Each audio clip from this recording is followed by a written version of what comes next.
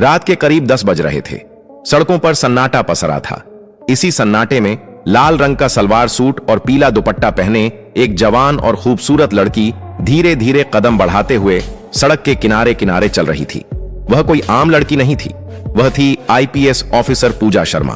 पूजा इस समय अपनी मां की दवा लेने के लिए एक डॉक्टर के घर जा रही थी। उसकी चाल में आत्मविश्वास था, लेकिन चेहरे पर मां की तबीयत की चिंता साफ झलक रही थी।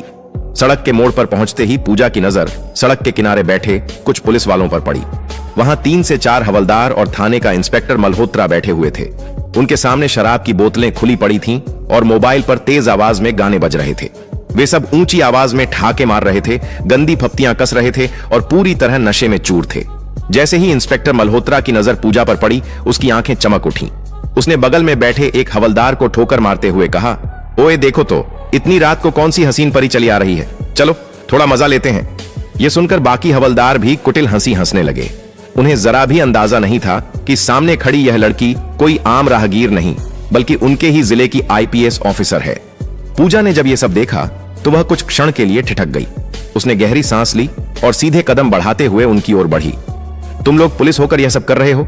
खुलेआम सड़क पर बैठकर शराब पी रहे हो, गंदे गाने बजा रहे हो। सरकार ने शराबबंदी लागू की है और तुम खुद ही कानून तोड़ रहे हो। अगर तुम लोग ही ऐसी हरकतें करोगे तो जनता से क्या उम्मीद की जा सकती है?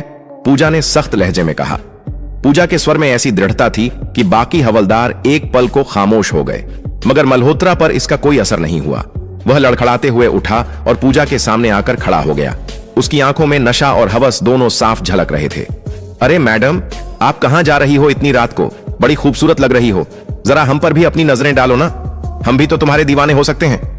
मल्होत्रा ने बेहुदा हंसी के साथ कहा और पूजा का हाथ पकड़ने की कोशिश की। पूजा का गुस्सा उबल पड़ा। उसने अपना हाथ झटकते हुए कहा, देखिए इंस्पेक्टर, मैं आपको इज्जत देती हूं इसलिए चुप हूं, लेकिन आप लोग बहुत बड़ी गलती कर रहे हैं। मैं इस पूरे मामले की रिपोर्ट दर्ज करवाऊंगी। यह सुनकर मल्होत्रा ठहाका मारकर हंसा। रिपोर्ट? अरे पूरा थाना मेरा है, मैं ही इस थाने का मालिक हूं, और अगर मैं चाहूं तो तुम्हें अभी गिरफ्तार करवा सकता हूं। तुम क्या कर लोगी, समझी ना? इतना कहकर उसने जोर से पूजा का हाथ पकड़ लिया और पास खींचने लगा। ज्यादा जुबान चलाएगी तो अभी जुबान खींच लूंगा, मल्होत्रा गुर्राया। पूजा के पैरों तले जमीन खिसक गई।